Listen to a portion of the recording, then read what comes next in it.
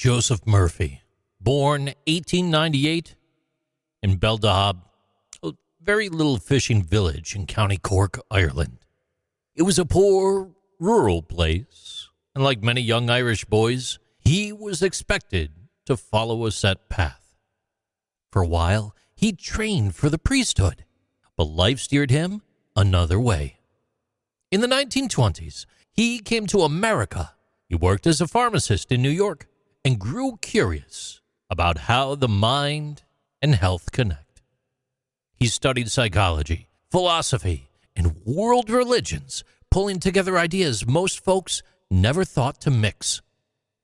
By the 1940s, Murphy was in Los Angeles, preaching at the Church of Divine Science. His sermons pulled from the Bible, but they also pulled from Hinduism, Buddhism, and Taoism. His message was simple. Your subconscious mind shapes your life. What you believe deep down has more power than most people even realize. In 1963, just a year after the Cuban Missile Crisis, and the same year that President Kennedy was assassinated, Murphy published The Power of Your Subconscious Mind.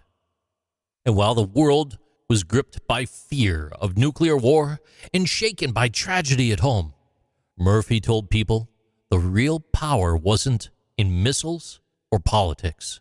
It was inside. The book was simple and practical.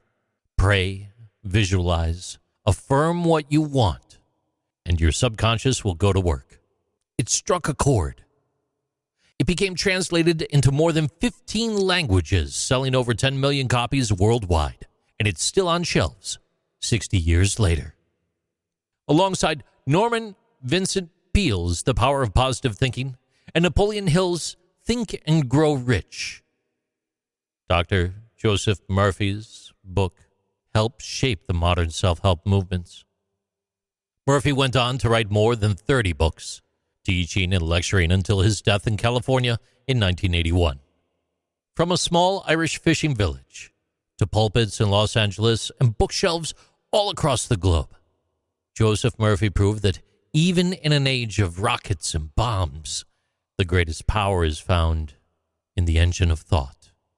And in our own unsettled times, that reminder, it lives on. These are Interesting Things with JC.